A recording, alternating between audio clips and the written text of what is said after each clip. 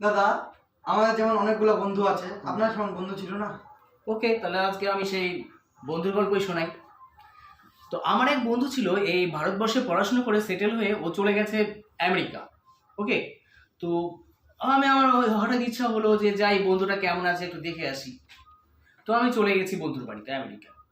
যে দেখছি ও তো ক্যালিফোর্নিয়ার গভর্নর হয়ে গেছে, রাজনীতি জয়েন করে ক্যালিফোর্নিয়ার গভর্নর। আমি জিজ্ঞেস করলাম, কি ব্যাপার বন্ধু, এই বিশাল বাংলো, এত বিলাসিতা কি করে সম্ভব? বলো ঠিক আছে বন্ধু, চল উপরে চল। আমাকে উপরে নিয়ে চলে গেল, তিনতলায় নিয়ে যে ছাদ থেকে দেখালো, বলে দেখ ওই দূরে, ওই দূরে একটা ব্রিজ দেখতে পাচ্ছিস? বললাম হ্যাঁ।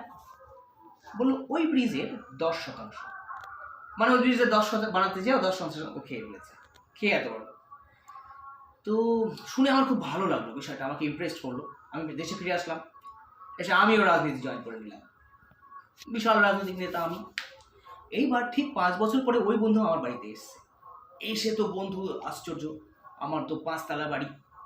বন্ধু এবার আমাকে বলছে, কি করে সম্ভব বন্ধু এটা? বললো ঠিক আছে বন্ধু, চলো উপরে চলো। আমি ওকে 5 তলায় উঠালাম। উঠিয়ে দেখলাম, বন্ধু ওই যে দূরে একটা ব্রিজ দেখতে পাচ্ছিস? বলছি কোথায় ব্রিজ? আমি বললাম 100%।